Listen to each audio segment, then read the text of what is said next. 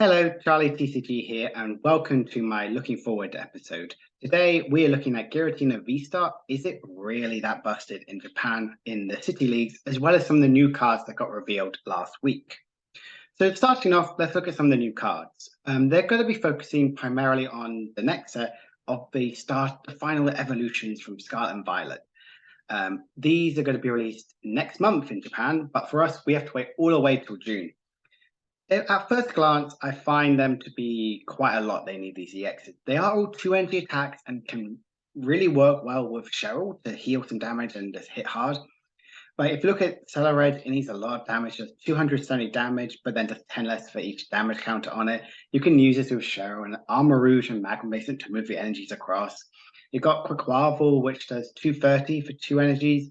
And yes, you have the other Quaquaval, which you can just bounce in. The energies that got bounced from its attack to attach back on, and then normal attachment, they just seem like a lot of work. Whereas for Masquerada, EX is the most strongest one. It has an amazing ability where if you discard a grass energy, you put 3 damage counters on one of your opponent's bench Pokemon. Again, bench sniping is pretty nice, similar to Halucha, so you would have to use cards like a Radiant and a Kazam to move the energy back to the active. And then it does an attack for double turbo, 100 damage plus 120 more if the opponent's active Pokemon has any damage counters on it. Really, really powerful. I can see this using like Superior Energy Retrieval that did get a reprint, and having the 120, if you have double turbo extra, it does 100 more. It does do quite a lot, but then if your opponent retreats, there's no big healing options. You can hit hard and do sniping. I'm a huge fan of Masquerade. I'm excited to see how that's going to evolve. Some important new trainer cards we had Clevel, which is basically Professor Elm's research way back in the day lecture, but instead of looking for 3 basic Pokemon with 60 HP or less, this is 120 or less HP or less. Really shows the power creep that's happening. Really strong, I find, but very difficult to get out turn 1 unless you use cards like Luminion and Pokegear. But could you see it's some use in GLC? Another GLC is like the Ariston Town, where you search your deck for a basic Pokemon and put it on your bench, but it doesn't have to be a rule, but it cannot be a rule box Pokemon. This can be really strong, like these stage 2 evolution EX style decks where you can just flood the board like once a turn. This is definitely going to see play because it benefits both people. I feel like this is stronger than Mesagoza, but it's a really, really strong stadium just to get a basic.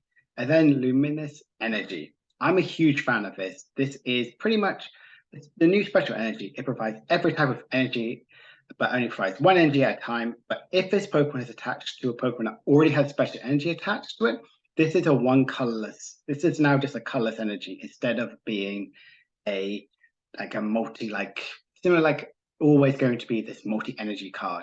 I'm a huge fan of this. I think this can keep cards like Lugia and Reggie's really in check.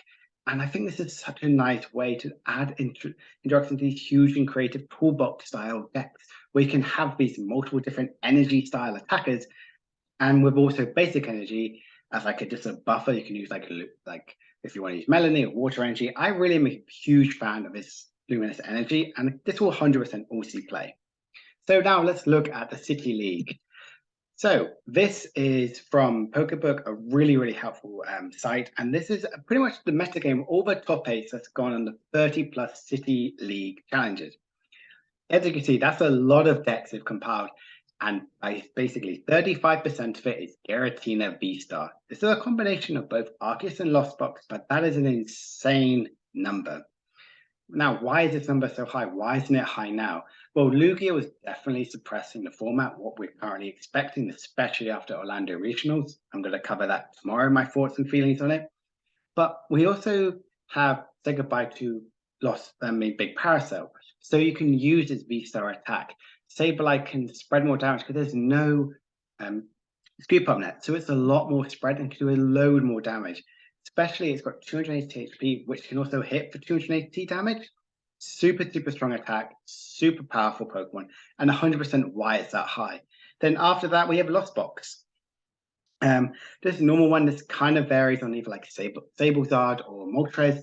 Again, I've got to show you some of the lists before, but these make sense. Making up basically nearly 60% of the meta really does make sense. It's super strong, super powerful deck. This was a huge gatekeeper card because of Big Parasite, because of so many other attackers. I really understand why this is high. Mew actually increased, has a lot more percentage like in top cuts than Miraidon, which kind of does make a bit of sense. But also, I predicted last week it's going to go downhill, but I'd go down similar like Miraidon, which it did. Sorry if you can hear my cat in the background. But I can see it being still just as powerful. A lot more people are going towards the Path builds than Fusion, because Fusion is still strong, but Path is still super powerful as it can shut off so many abilities. Lugia, Gardevoir, Arceus, all still creeping in there, like the 3% of the meta. I can go over some which are really, really strong. But they just work. They were toolboxy styled cards. They just are really, really powerful. They're never the main big attacker. They set up other ones. And Miraidon falling down a little bit. I've done a lot more testing with the deck since last week, and I can understand why it's a bit slower than it has been. So, with all that being said, over the 30, which decks are actually winning? So, the top decks, again, is no surprise whatsoever. 8 wins is Giratina Vstar. Nearly 30% of, basically 25% of the City leagues that were won this weekend. City leagues are pretty much like League Challenge and League Cup in numbers. There's like between 16, like 64. So huge events, like huge, quite like local style events. It's done really well. There has been big split, like the Arceus did get, like the Arceus Giratina got about 2 wins, but the Comfy one, Lost Engine, was a lot more powerful. Pirate and got a lot more wins. I'm more favored towards the Lost Box one because you have these other attackers. You have Sableye, you can have Greninja, you have Cramorant. You have a lot more versatile attackers. Even you can add Drapion, and Drapion can help really strongly, even against Gardevoir and Mewtwo v Union because you have Mirage Gate. I'm not surprised why this is such a high number. Then we have a Lost Box with 6 wins, which is also in second place, using like Radiant Charizard and Galarian Moltres as different attackers, as different versatile decks. Sablezard, I feel like, is definitely the strongest because you don't have nets to constantly cycle for your deck to get like the Kyogres and the Mirage Gate build. And like the Galarian Moltres can really help in your Mew matchup instead of using Drapion. There's a one prizer and can hit hard. Then weirdly, in third place, both of them have 4 wins each. Miraidon EX and then Arceus Toolbox with cards like there's a Arceus Calyrex, Arceus with Rapid Stridex, and then Arceus like a weird toolbox with like ADP, if you think of like the Worlds deck with like Deciduous Wide, but then Moltres. Really trying to counter, and Arceus is really taking advantage from this week to really push up to be this really powerful and toolboxy style deck. So these are like kind of the top decks. Miraidon, it's one of these popular decks. It's always going to be this popular Pokemon. People are still trying it out. I think right now it's going to maybe see a little bit of a dip as people kind of realize it's not as strong. But again, it can be used with like powerful setup. It had a really strong attack using Mareeps and using decks, Flaffings or Regieleki VMAX, make it really powerful. So it can kind of work.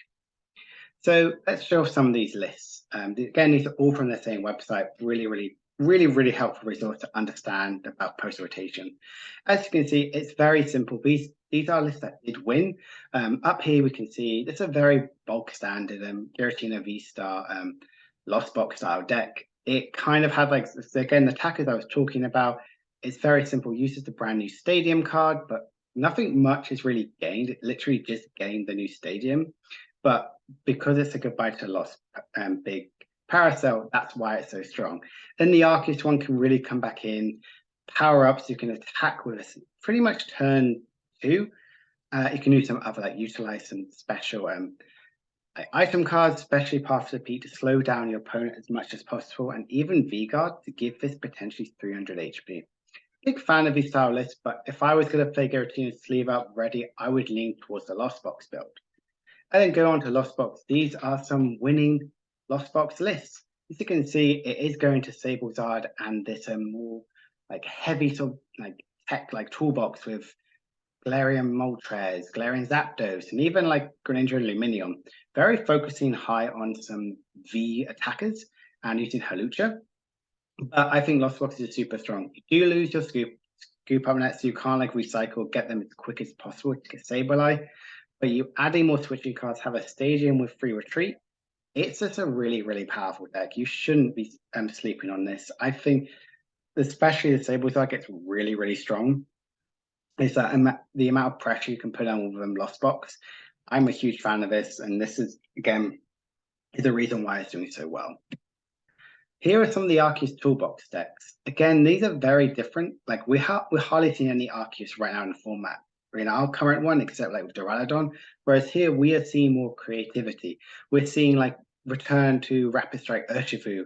Here more like a toolbox with water attackers fighting them, even dark. So Hooper and even Decidueye we haven't seen since back in Worlds 2020. I think Arceus is pretty strong right now. It especially can utilize the attacking option. It can't power to any EXs, so you have to use what already you have from like E block onwards. But it's still just as powerful. It doesn't change too much. You can use Path to the Peak to add some pressure really, really early on.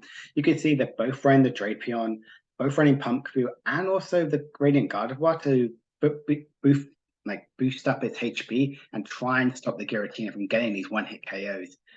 I wouldn't be surprised if we do see an increase in Arceus, as in it's always going to be the toolboxy Pokemon. It's always going to be there to put pressure, and I'm a huge fan to see. I'm really like to see it come back.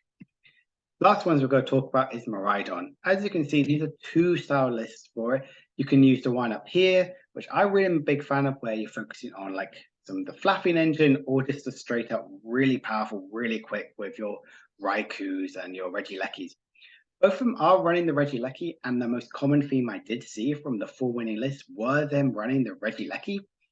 You wanted to try out and do as much damage as possible. Like 2 Regieleki VMAXed out, your Miraidon is doing 280 damage, which is kind of like a lovely magic number, so it can hit really hard. Again, both of them are running the Forest Steel Stone to give it its really powerful Vstar ability. Energy count, still looking at 14, still the Stadium numbers pretty good. I would say these are very bog standard. If you want to test with Miraidon, 100% you need to have like a secondary attacker. Here it's using Klefki to slow down your opponent, whereas here it's not running the Klefki, but it is running the Regieleki, the baby Regieleki, to hit like some more damage as well.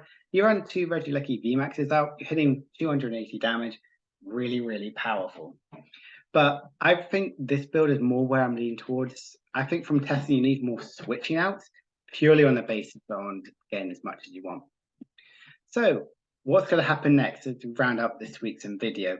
I think there's going to be definitely people are going to start teching against some Giratina Vstar, whether that be more psychic decks with Espeon VMAX or ways around trying to slow them down as much as possible. But as there's no like big parasols right now, it's really difficult to see how that's going.